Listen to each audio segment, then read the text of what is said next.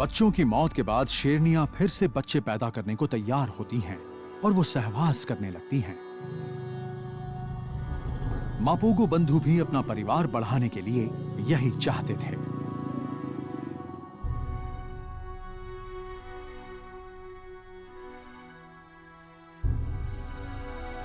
करीब 3 महीने के दौरान इस इलाके में शेर के जितने भी बच्चे थे वो सब मारे गए और मापोगो बंधुओं ने उन्हें खा लिया।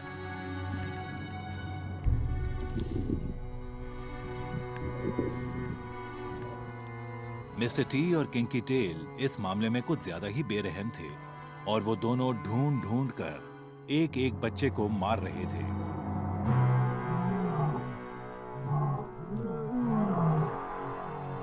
अपने पहले ही साल में मारे जाने वाले शेर के करीब 1/4 बच्चे दूसरे शेरों का ही शिकार बनते हैं। ये किसी प्राइड पर कब्जा जमाने का स्वाभाविक तरीका है। हमने अभी तक उनकी जितनी भी कहानियां सुनी हैं, उनसे तो यही लगता है कि मिस्टर टी ही उन सब में सबसे ज्यादा खतरनाक था।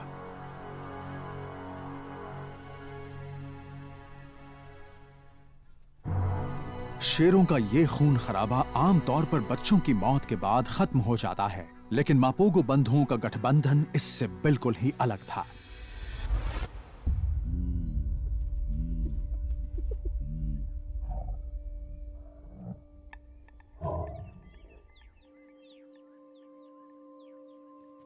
ऑटवा प्राइड के सारे शेर भाग चुके थे और बच्चे भी मारे जा चुके थे, और अब जल्दी ही ऑटवा परिवार की शेरनियां फिर से बच्चे पैदा कर सकती थीं। मापोगो शेरों के शरीर में टेस्टोस्टेरोन उफान पर था और सहवास के लिए उनके बीच ही मुकाबला होने लगा था।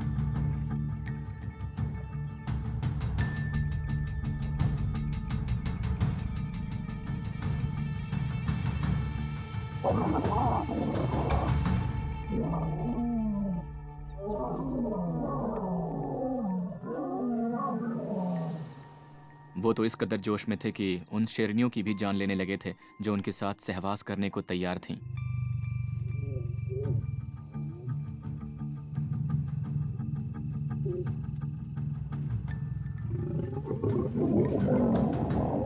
जब वो आपस में कोई फैसला नहीं कर पाए, तब उन्होंने शेरनी पर ही हमला कर दिया और उसे मार डाला।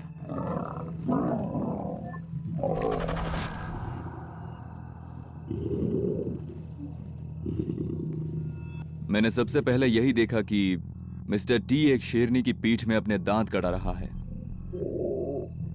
फिर वो उसका गला घोंटने लगा।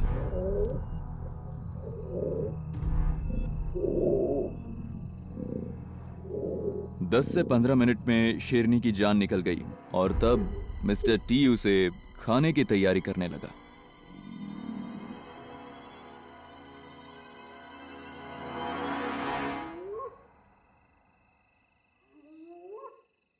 सच कहूं तो मापोगो बंधुओं की कुछ हरकतें ऐसी थी जो बड़ी ही अनोखी थीं, जैसे कि शेरनियों को मारना। किसी प्राइड में शेरनियों को मारना, उन शेरनियों को जिनके साथ सहवास करके वो बच्चे पैदा कर सकते थे, ये बात बड़ी अनोखी है और मैंने जंगलों में पहले कभी ऐसा कुछ नहीं देखा था।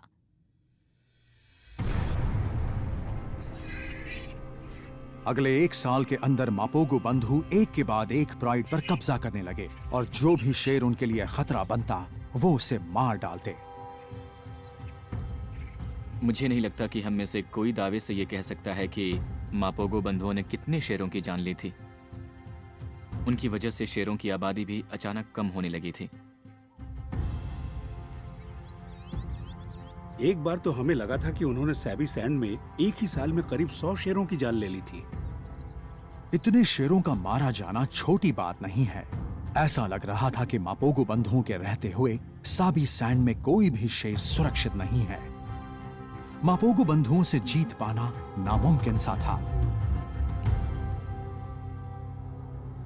लेकिन उनके दबदबे को टक्कर मिली उनके गठबंधन के अंदर से।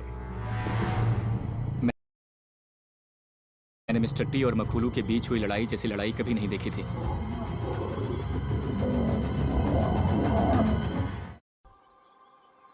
सन 2008 तक मापोगो बंधुओं ने कई दबंग शेरों को मार डाला था और बहुत बड़े इलाके पर कब्जा जमाने में कामयाब हो गए थे। वो इलाका इतना बड़ा था कि उसमें कभी 5 अलग-अलग इलाके हुआ करते थे।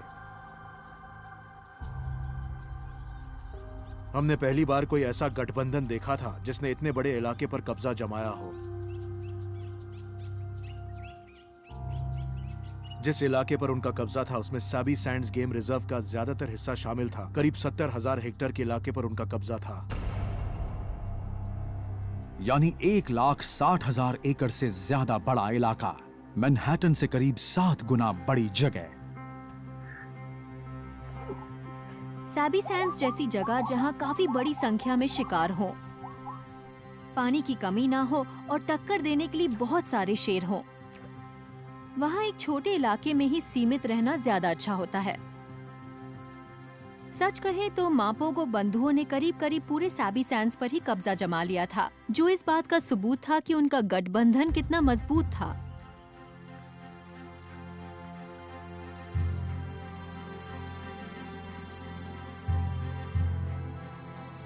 सारे विरोधियों को खत्म करने के बाद मापोगो बंधु करीब 8 प्राइड पर कब्जा जमा चुके थे।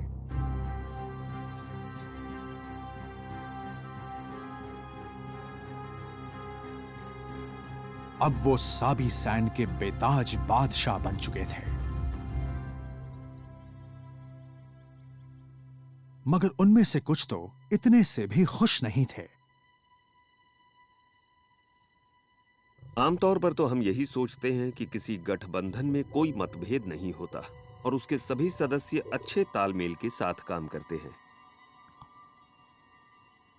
अक्सर यही देखा गया है कि ऐसे किसी गठबंधन में 1 या 2 शेर दबंग होते हैं और बाकी उसके सिपहसालार। लेकिन फिर उनके सामने ये सवाल होता है कि वो उस टोली में रहें और दबंगों का हुक्म बजाएं या फिर उनसे अलग होकर अपनी एक दूसरी टोली बना लें। मिस्टर टी और किंकी टेल तो मानो सिपह सालारी के लिए पैदा ही नहीं हुए थे। वो तो बस राज करना चाहते थे। लेकिन एक शेर उनके रास्ते का कांटा था। मखोलू यकीनन मापोगो बंधुओं में सबसे दबंग था। वो बॉस था। मैंने मिस्टर टी और मखोलू के बीच हुई लड़ाई जैसी लड़ाई कभी नहीं देखी थी। उस लड़ाई में मिस्टर टी ने उसे कड़ी टक्कर दी थी।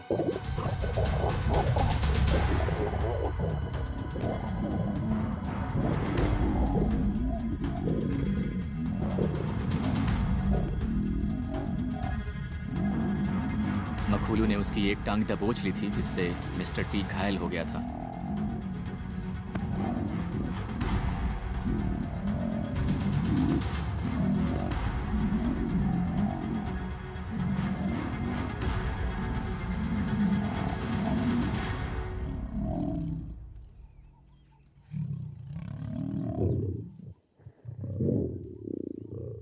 और उसके बाद ही गठबंधन में दरार पड़ने लगी। मेरे ख्याल से ये भी एक वजह थी कि वो दोनों बाकी चारों को छोड़कर चले गए। ज्यादातर फील्ड गाइडों ने पहली बार 6 शेरों का ऐसा कोई गठबंधन देखा था, लेकिन किसी ने भी सोचा नहीं था कि उस गठबंधन के भी 2 टुकड़े हो जाएंगे। लेकिन सन 2008 में यही हुआ। मिस्टर टी और किंकी टेल उस वक्त 6 साल के थे और अपनी जवानी के चरम पर वो अपने से बड़े मखूलू के अलावा अपने भाइयों प्रिटी बॉय, रास्टा और स्कार से अलग हो गए। मैंने तो सोचा भी नहीं था कि ऐसा कुछ होगा, लेकिन एक गठबंधन अब 2 टोलियों में बंट चुका था और दोनों अपने अलग अलग इलाके पर राज करने लगे। पर उनके इलाके भी एक दूसरे के करीब ही थे। पुरानी टोली से अलग होने के बाद मिस्टर टी और किंकी टेल ने अपने पुराने इलाके के उत्तर मध्य के इलाके पर कब्जा जमा लिया, जबकि बाकी बचे चारों शेर पश्चिम में चले गए। सच कहें तो किंकी टेल और मिस्टर टी उस इलाके पर राज कर रहे थे। पहले तो हमें भी ये बात अच्छी नहीं लगी थी, लेकिन उन्होंने जो किया उसके बाद तो यही लगने लगा था कि ये दोनों वाकई शेर हैं। हम उन शेरों को बचपन से जानते थे और हम उनसे प्यार करने लगे थे। मिस्टर टी और किंकी टेल को एक दूसरे का साथ बहुत पसंद था। उनके बीच बड़ा ही कमाल का तालमेल भी था। दोनों भाई जैसे नजर आते थे। उस घटना के बाद उनका सामना किसी और शेर से भी नहीं हुआ। वो अपने पुराने साथियों से भी कभी-कभी मिलते थे, पर अब उनके इलाके अलग-अलग थे। मिस्टर टी और किंकी टेल अब अपना पूरा ध्यान अपने बच्चे पैदा करने पर लगाने लगे थे।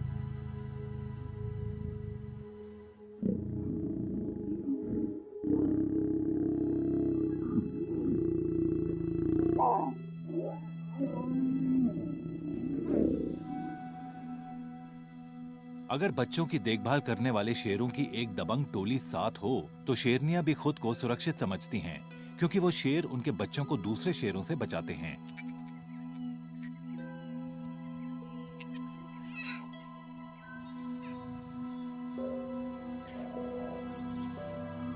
उस वक्त वहां शेरों के काफी बच्चे थे और मेरे ख्याल से ओटावा और शमूमी प्राइड में कुल मिलाकर करीब 15 बच्चे थे।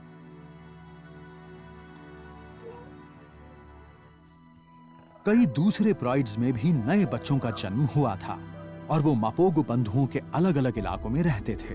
इस गठबंधन के बनने के बाद इतनी शांति पहली बार आई थी। उस नई शांति के साथ एक नई चुनौती भी सामने आई। वो थे उनके पिता। शेर आमतौर पर बच्चों के साथ नरमी से पेश नहीं आते, लेकिन मखूलू उन बच्चों के साथ कभी सख्ती नहीं करता था। हमने कई बार देखा कि बच्चे उसकी पीठ पर चढ़ जाते हैं, उसका आयाल खींचते हैं, मगर वो हमेशा शांत ही रहता था। अच्छा पिता बनने के लिए सिर्फ अपने बच्चे के सिर पर हाथ फेरना ही काफी नहीं होता, उसे पूरे इलाके में गश्त भी लगानी पड़ती है ताकि कोई घुसपैठिया ना आ जाए।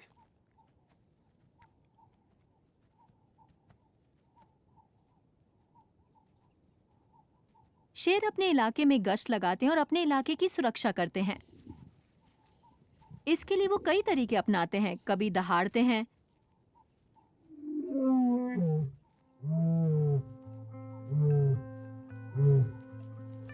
तो कभी गंध के निशान छोड़ते हैं।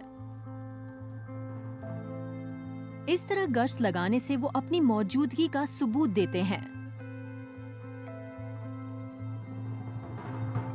ये सब कुछ वो उस इलाके में रहने वाले दूसरे शेरों को ये चेतावनी देने के लिए करते हैं कि ये मेरा प्राइड है, मेरा इलाका है, और अगर तुमने इसके अंदर घुसने की कोशिश की तो अच्छा नहीं होगा। मापोगो बंधुओं के इलाके के पश्चिमी भाग में एक शेर अपनी टोली की सीमा की रक्षा पूरी शिद्दत से कर रहा था।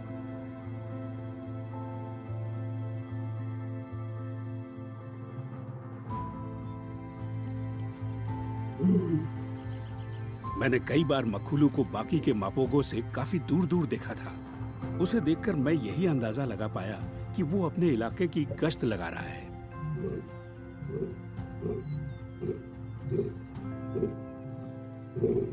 कई बार वो पूरे हफ्ते भर अपने साथियों से दूर रहता था और फिर वापस आकर उनके साथ रहने लगता था।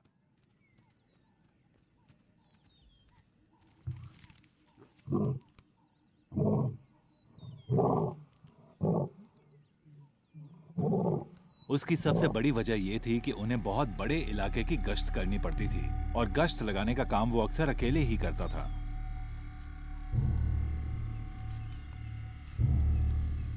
कई बार हमने उसकी दहाड़ने की आवाज भी सुनी थी और हम उसकी दहाड़ अच्छी तरह पहचानते थे क्योंकि वो बिल्कुल अलग थी।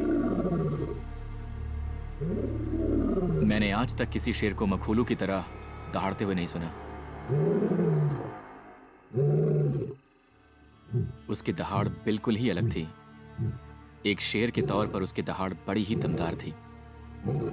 ज्यादातर शेर तो 45 सेकंड से 1 मिनट तक दहाड़ने के बाद चुप हो जाते हैं, लेकिन वो लगातार दहाड़ता ही रहता था।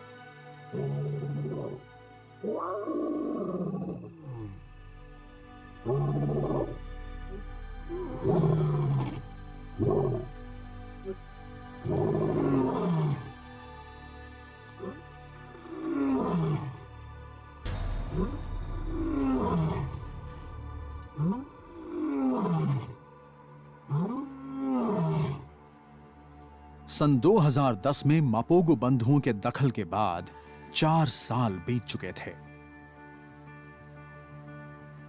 मखूलू अपने इलाके की सरहदों की सुरक्षा कर रहा था और उसका काम पूर्व में अपनी सरहदों की सुरक्षा कर रहे मिस्टर टी और किंकी टेल से ज्यादा आसान था। उनकी पूर्वी सरहद का ज्यादातर हिस्सा तो क्रूगर नेशनल पार्क से जुड़ा हुआ था और वहां कई ऐसे बंजारे शेर रहते थे जो मिस्टर टी और किंकी टेल के इलाके के अलावा उनके प्राइड पर भी कब्जा जमाना चाहते थे। जहां भी बंजारे शेर रहते हैं या शेरों की कोई और बड़ी टोली रहती है, वहां हमेशा खतरा बना रहता है, क्योंकि वो हमेशा दूसरे प्राइड पर कब्जा जमाने की ताक में रहते हैं। हमने कई बार देखा कि क्रूगर से कुछ बंजारे युवा शेर उनके इलाके में आ गए, पर हर बार मिस्टर टी और किंकी टेल ने उन्हें अपने इलाके से दूर खदेड़ दिया। वो एक तरह से रक्षाकर्मी जैसे थे, अक्सर दूसरे शेरों का सामना भी वही किया करते थे। दूसरे शेर मखूलू और दूसरे 3 शेरों तक तभी पहुंच सकते थे जब वो किंकी टेल और मिस्टर टी से बच निकले। 2 साल तक मिस्टर टी और किंकी टेल बाहरी घुसपैठियों से लड़ते रहे और न सिर्फ अपने इलाके को बल्कि पश्चिम में रहने वाले अपने भाइयों को भी बचाते रहे।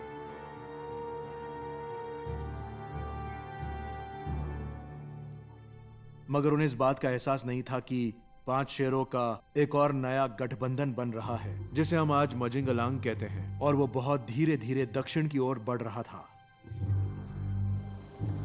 किसी एक बंजारे शेर का सामना करना एक बात थी, पर 5 शेरों के गठबंधन से निपटना मिस्टर टी और किंकी टेल के लिए भी इतना आसान नहीं था।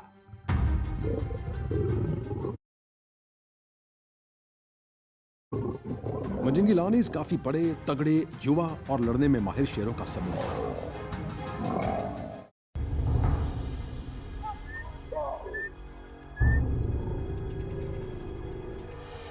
8 जून सन 2010 को मजिंगलान के नाम से मशहूर 5 शेरों की एक टोली साबी सैंड के उत्तरी पूर्वी इलाके में दाखिल हुई।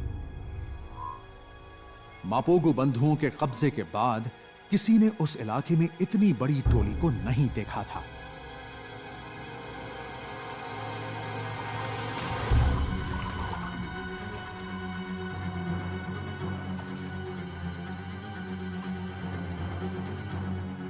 छह शेरों की टोली मापोगो का मुकाबला कर पाना आसान काम नहीं था,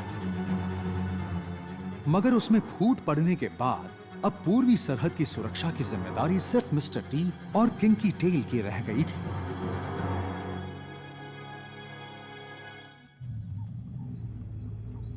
लेकिन अब मापोगो गिनती में कम थे। 2 भाइयों का मुकाबला 5 शेरों से था। चूंकि उसका नाम मिस्टर टी था और साथ में रहने वाला किंकी टेल था और दोनों पहले कभी किसी लड़ाई में हारे नहीं थे, इसलिए वो ये मानने को तैयार नहीं थे कि वो इन हालात का सामना नहीं कर सकते। लेकिन मजिंगिलानीज काफी बड़े, तगड़े, युवा और लड़ने में माहिर शेरों का समूह था।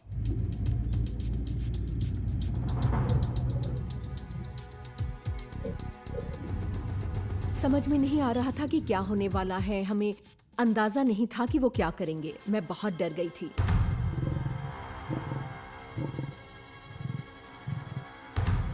वो युवा शेर बड़ी तेजी से आगे बढ़ रहे थे।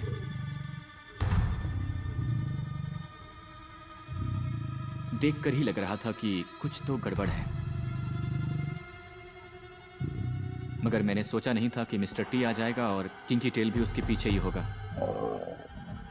मिस्टर टी और किंकी टेल अचानक ही उसके सामने आ गए और करीब 100 मीटर दूर तक उन्होंने उसका पीछा किया। मजिंगलानी के शेर को टोली से अलग करने के बाद मिस्टर टी और किंकी टेल ने उस पर हमला कर दिया। मिस्टर टी ने पीछे से उसकी गर्दन दबोची और जमीन पर पटक दिया और किंकी टेल सीधे उसकी जांघ पर चढ़ गया।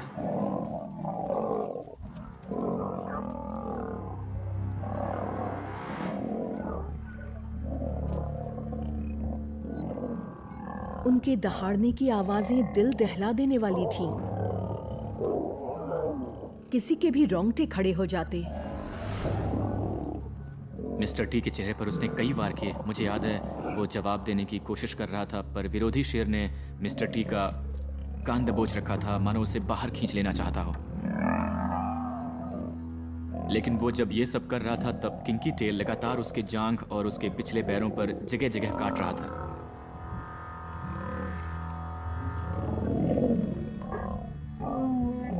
और वो दहाड़ भी रहा था। दूसरे शेर पर हमला करते वक्त किंकी टेल भी दहाड़ रहा था।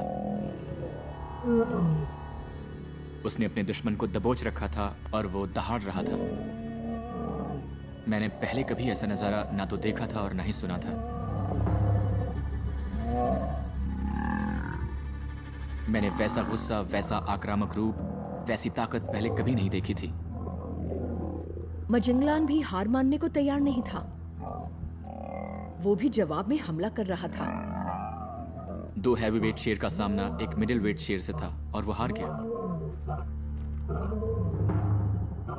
उस दिन हमें पहली बार पता लगा कि दर्द होने पर एक शेर कैसे कराता है।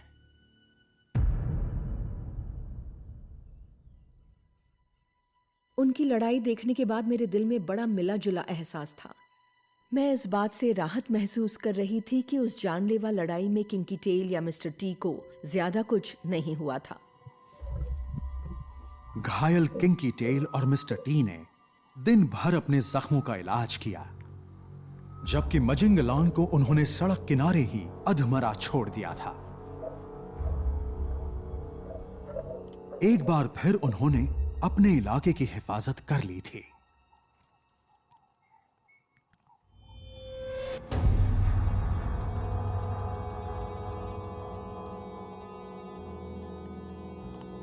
मैं उस शाम उन्हें देखने गया था। वो अपने बुरी तरह से घायल पंजे को चाट रहा था।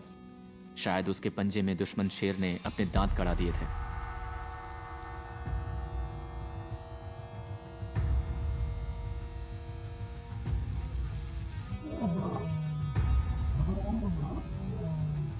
रात में खाने के वक्त मैंने जंगल के खुले इलाके और लॉज के आसपास शेर की दहाड़ सुनी। अचानक ही एक रेंजर ने मेरे घर का दरवाजा खटखटाया और कहा, अपना कैमरा लीजिए और जल्दी से बाहर आ जाइए।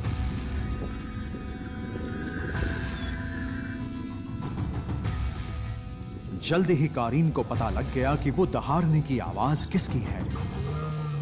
मजिंगलांग घुसपैठिए बढ़े चले आ रहे थे। हमने सड़क तक मजिंगलान शेरों का पीछा किया और तब मैं यही सोच रही थी कि नहीं, ये नहीं हो सकता, ये फिर से लड़ने वाले हैं। ऐसा लग रहा था कि मजिंगलानी शेर बदला लेने आ रहे हों।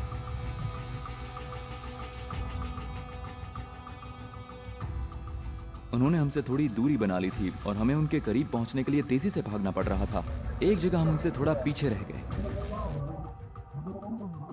हमें धूल के बादल दिख रहे थे और उनकी दहाड़ें और गुर्राहट सुनाई दे रही थी।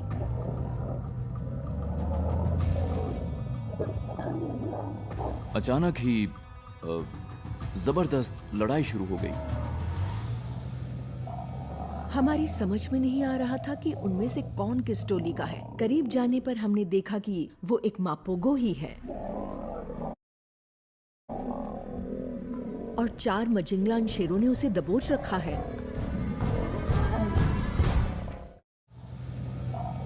हमारी समझ में नहीं आ रहा था कि उनमें से कौन किस टोली का है। करीब जाने पर हमने देखा कि वो एक मापोगो ही है और 4 मजिंगलान शेरों ने उसे दबोच रखा है। हमें जल्दी ही पता लग गया कि उन चारों ने किंकी टेल को दबोच लिया है।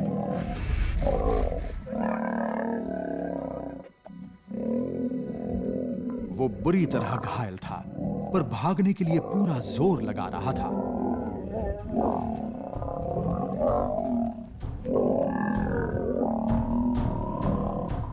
वो बड़े ही खतरनाक तरीके से हमला कर रहे थे। मैंने उस तरीके का हिंसक हमला पहले कभी नहीं देखा था।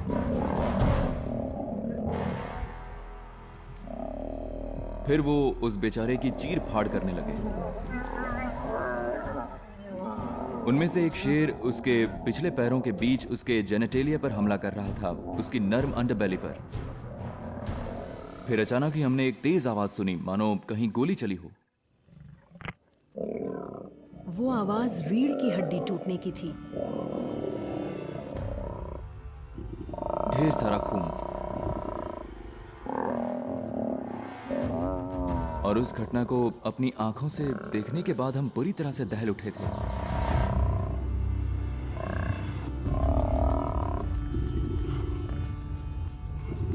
वो गंध, वो आवाज, वो नजारा, वो सब कुछ रोंगटे खड़े कर देने वाला था।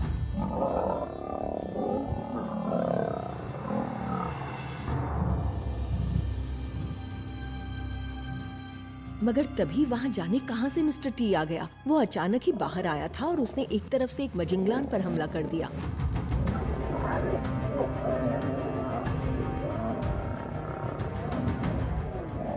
किंकी टेल बुरी तरह से घायल था, मगर इस बात से भी मिस्टर टी अपने भाई को बचाने से नहीं रुका। उसने 2 मजिंगलानी शेरों पर हमला कर दिया। वो अपने भाई की मदद तो कर रहा था, पर जानता था कि वो कुछ कर नहीं पाएगा। तब वो अपनी दुम दबाकर भाग निकला।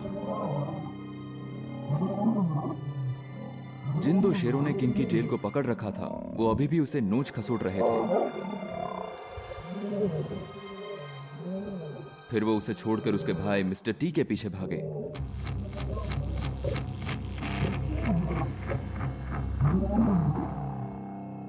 पकड़े जाने पर मिस्टर टी का भी वही हाल होता जो उसके भाई का हुआ था।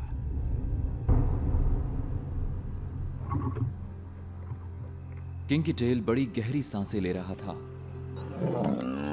कोई कुछ नहीं बोल रहा था। वहां भीषण सन्नाटा छाया था।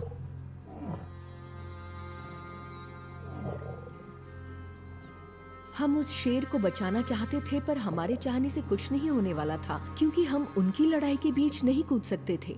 हम वहां कुछ कर ही नहीं सकते थे।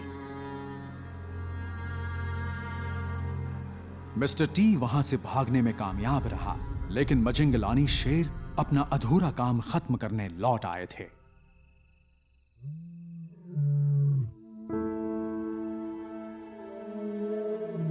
वहां पहुंचने के कम से कम 10 मिनट पहले से हम उनके लौटने की आवाज सुन रहे थे। फिर कुछ दूरी पर हमें वो आते हुए नजर आए। वो समझ गए थे कि वो अब उसके ऊपर हावी हो चुके हैं और वो घायल भी है।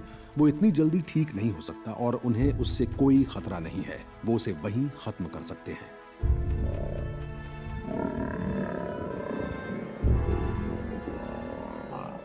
उस वक्त हम समझ चुके थे कि अब किंकी टेल को कोई नहीं बचा सकता। उसकी मौत तय है।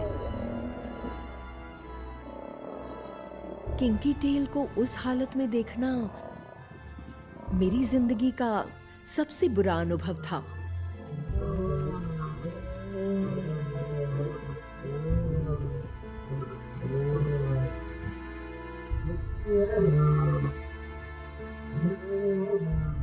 मेरे लिए सबसे मुश्किल था उन रेंजर्स की प्रतिक्रिया देखना। वो बहुत ज्यादा उदास थे। उस घटना ने उनके दिल पर बड़ा गहरा असर किया था। मैंने शाम के वक्त किंकी टेल की मौत की खबर सुनी और तब मैं बहुत रोया था। वो मेरा सबसे पसंदीदा शेर था और मैं उसे बहुत पसंद करता था। उसकी मौत ने मुझे हिला दिया। अगले दिन सुबह सुबह रेडियो पर बहुत से लोगों ने ये खबर सुनी और वो सब भी गहरे सदमे में थे। किसी को यकीन नहीं हो रहा था और उस वक्त कई लोगों की आंखों से आंसू भी छलक आए थे।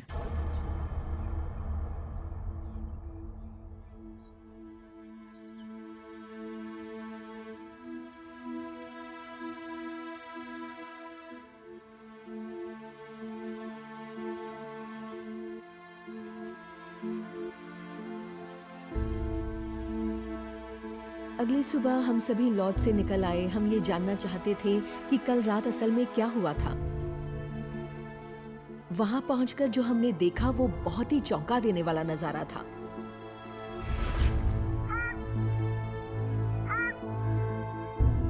हमने देखा कि एक लकड़बग्घा और 2 ब्लैक बग सियार किंकी टेल की लाश को चाट पोंछकर साफ कर रहे थे।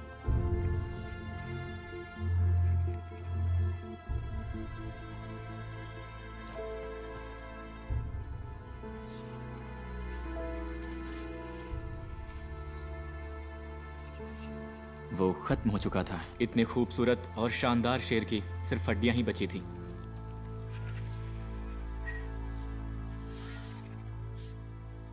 मुझे सबसे ज्यादा दुख ये देखकर हुआ कि एक ब्लैक बैक सियार वो अयाल लेकर भाग रहा था जो कभी एक बड़े ही खूबसूरत शेर की शान था।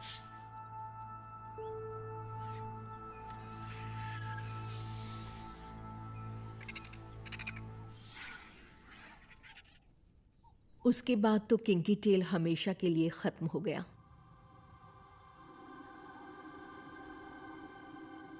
अपने भाई की मौत के बाद जख्मी मिस्टर टी को पश्चिम की ओर जाते हुए देखा गया था। मिस्टर टी मान चुका था कि अब वो कुछ नहीं कर सकता। वो उस इलाके पर राज नहीं कर सकता, उस इलाके की हिफाजत नहीं कर सकता।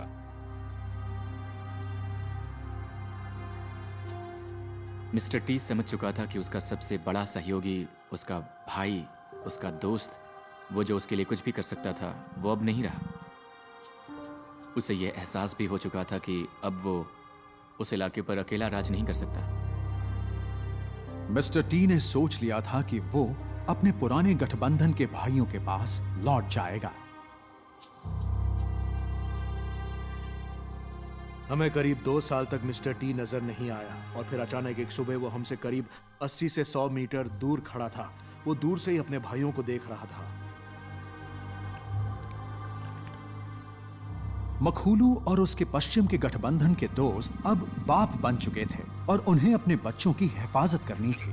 मखूलू अच्छी तरह से जानता था कि अगर कोई बाहरी शेर उसके इलाके में आ गया तो क्या अंजाम हो सकता है। भले ही मिस्टर टी कभी उसके भाई जैसा था, लेकिन अब वो एक घुसपैठिया ही था।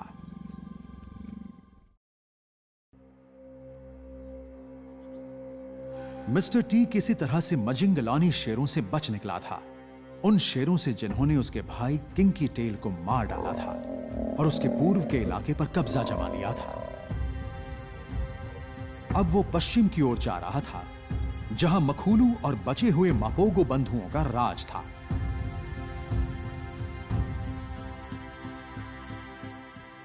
हिंसक मिस्टर टी की वजह से ही साबी सैंड का आज तक का सबसे बड़ा गठबंधन टूट चुका था। अब उसकी वापसी पर उसके भाइयों की क्या प्रतिक्रिया होगी? मखूलू मपोगो को मिस्टर टी की वापसी पर खुशी नहीं हुई थी,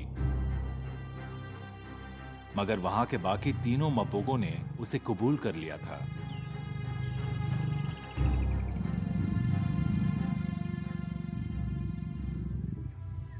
ये बड़ी अच्छी बात थी कि इतने दिनों के बाद भी उसके 4 पुराने साथियों ने उसकी वापसी को स्वीकार लिया था। फील्ड गाइड इस बात से बड़े खुश थे कि मिस्टर टी को बिना खून खराबे के स्वीकार कर लिया गया था। लेकिन मिस्टर टी तो मिस्टर टी था। वो ना तो उसके प्राइड थे, ना ही उसके बच्चे। हमें लगा था कि मिस्टर टी भी उस टोली के बच्चों को अपना लेगा, पर उसने ऐसा किया नहीं। हम में से किसी को भी अंदाजा नहीं था कि आगे क्या होने वाला है, और हम उसके लिए बिल्कुल तैयार नहीं थे।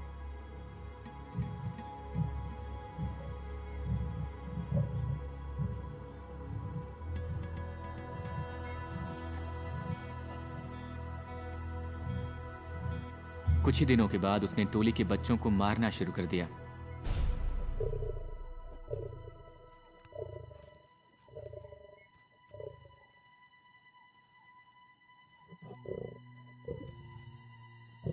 वो हमेशा टोली के बच्चों की ताक में रहता और जैसे ही कोई बच्चा नजर आता वो उसे मारकर खा जाता।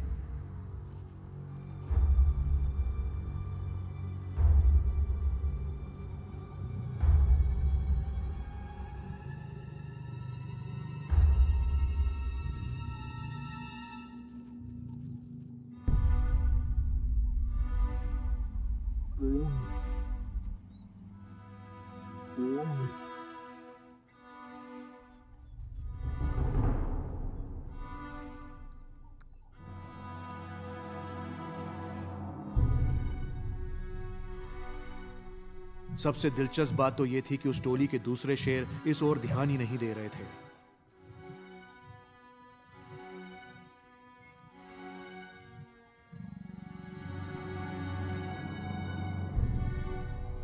उनमें से ज्यादातर बच्चे मिस्टर टी के भतीजे या भतीजियां थे, मगर उसके भाई उसके कत्लेआम को रोकने की कोशिश भी नहीं कर रहे थे। मिस्टर टी उस पर कब्जा जमाकर उसमें रहने वाली शेरनियों के साथ सहवास करना चाहता था, लेकिन उस टोली के बच्चे उसके रास्ते में बाधा बन रहे थे, इसलिए उसने बड़ी बेरहमी से उन्हें ठिकाने लगाना शुरू कर दिया। अब पश्चिम में सत्ता पलट चुकी थी। मिस्टर टी नया राजा बन चुका था।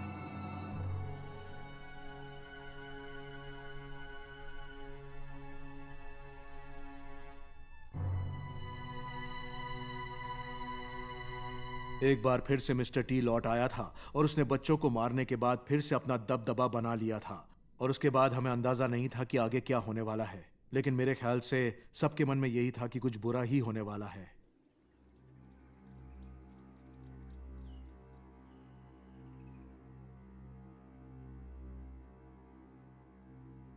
अगले 2 सालों में मजिंगलानी शेरों ने मापोगो के करीब करीब पूरे इलाके पर कब्जा जमा लिया। घुसपैठियों ने मिस्टर टी और किंकी टेल के ज्यादातर इलाके और उनके प्राइड पर कब्जा कर लिया था और उनके सारे बच्चों को मार डाला था।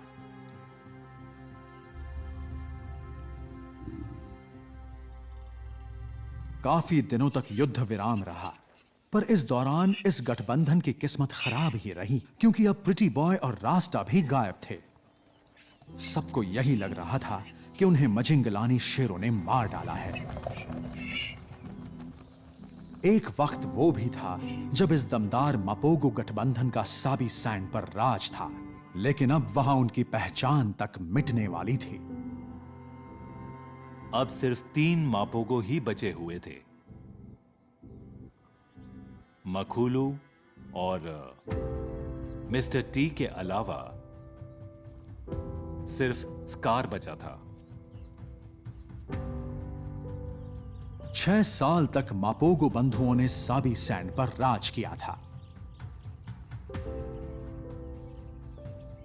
जंगलों में शेर ज्यादा से ज्यादा 12 साल की उम्र तक बचे रह पाते हैं। मिस्टर टी 10 साल का था और स्कार 12 का, तो मखुलू 14 साल का। उनकी उम्र बढ़ रही थी, विरोधी सिर उठाने लगे थे। ऐसे में उनका अंत करीब ही था।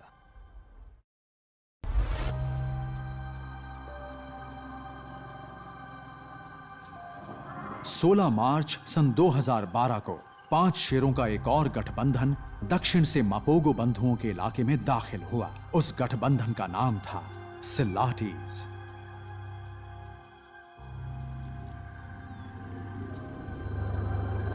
एक रोज सुबह सुबह हम कहीं जा रहे थे, तभी हमने अपनी कार रोक दी और एक आवाज सुनने लगे। हमने दहाड़ने की आवाज सुनी थी और वो आवाज करीब 100 मीटर दूर से आ रही थी। फिर हम निशानों के सहारे आगे चल पड़े। यह तो साफ जाहिर था कि सिलाटीज असल में मापोगो बंधुओं के पीछे पड़े हैं। वो युवा और दमखम वाले थे। वो अभी जवानी में कदम ही रख रहे थे, इसलिए वो किसी से भी लड़ने को तैयार रहते थे।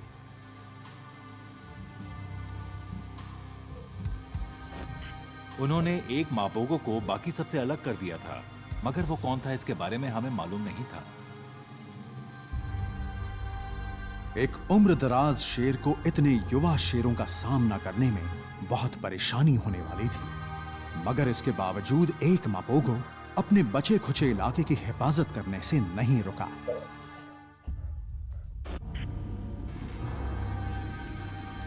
जब मैं मौका वारदात पर पहुंचा, तब तक मिस्टर टी पर हमला हो चुका था। आखिरी मापोगो सम्राट अपनी जान बचाने के लिए लड़ रहा था और वो अकेला था।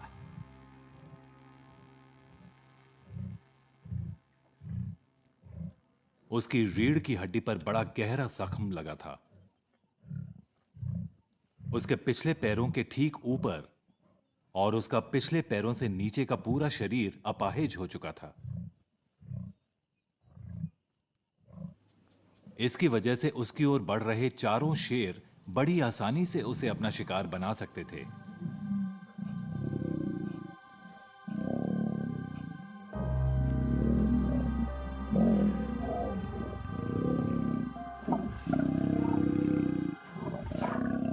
वो उसे मारने के लिए बड़ी चालाकी भरी रणनीति अपना रहे थे। उनमें से एक उसका ध्यान बटाता और उनका दूसरा साथी पीछे से उसकी रीढ़ की हड्डी पर हमला कर देता।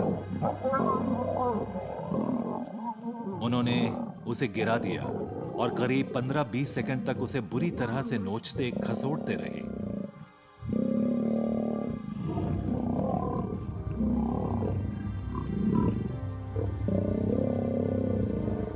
उसके बाद वो रुके और वहां से चल पड़े।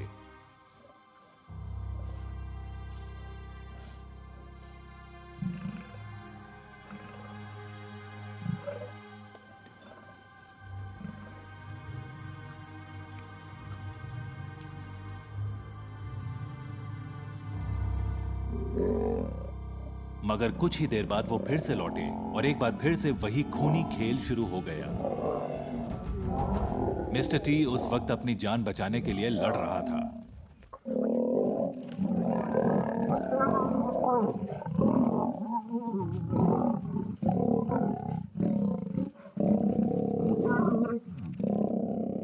मुझे याद है वो मेरी तरफ देख रहा था।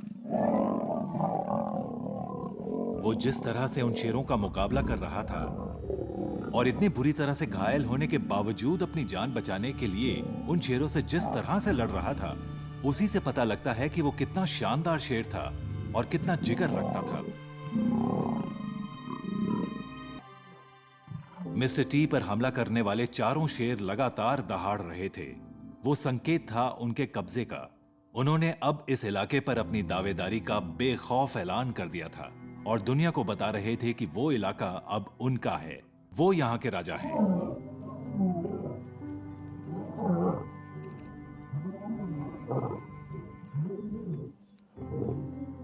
वो नज़ारा बड़ा ही चौंकाने वाला था। हम घबरा भी रहे थे, दंग भी थे और हमें अपनी आंखों पर बिल्कुल यकीन नहीं हो रहा था।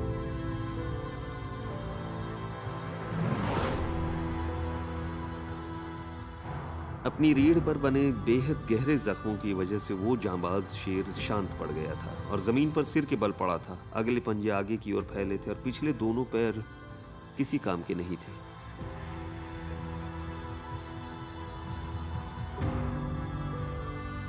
वो उन जख्मों से उबर नहीं सकता था। मिस्टर टी का वो आखिरी दिन था और उस रोज उसकी मौत तय थी।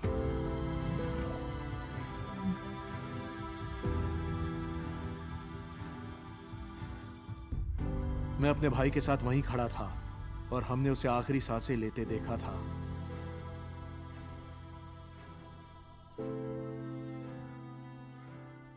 इस तरह से एक युग को खत्म होता देख किसी की भी रूह कांप जाएगी और मैं तो बस यही दुआ करता हूं कि अब कभी ऐसा नजारा देखने को ना मिले। मापोगो बंधुओं की कहानी का अंत बड़ा ही दुख भरा था।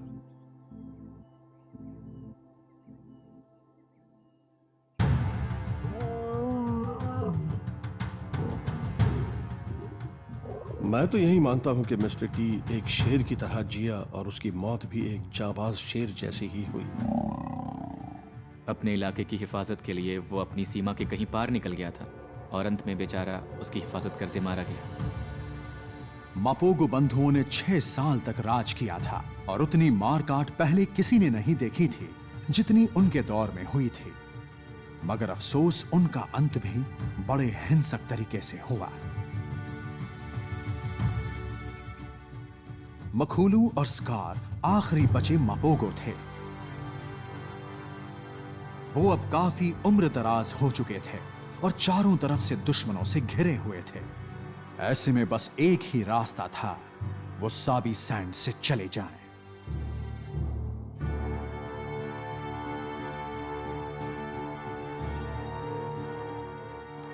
अब मापोगो वहां कभी नजर नहीं आएंगे। मगर आने वाली पीढ़ियों के लिए उम्मीद की किरण बाकी है।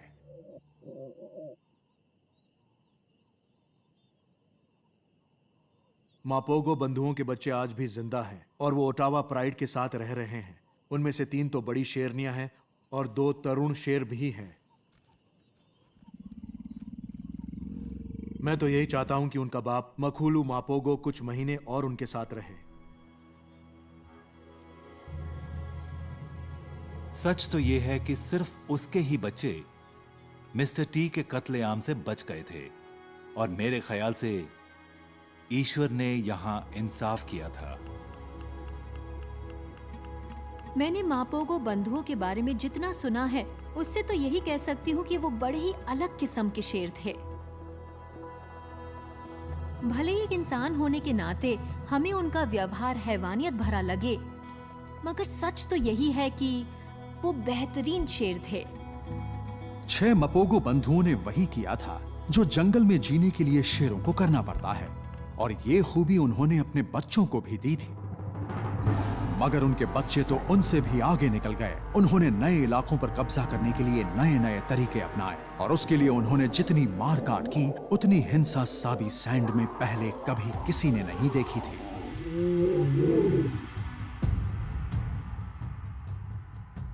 शेरों की जिंदगी का एक स्याह पहलू भी होता है जिसकी झलक बहुत कम ही मिल पाती है। वो प्यारे होते हैं, शानदार होते हैं, उनकी जिंदगी शाही होती है पर बेहद मुश्किल होती है, खतरों से भरी। मगर मापोगो बंधुओं ने हमें दिखाया कि असली शेर किसे कहते हैं।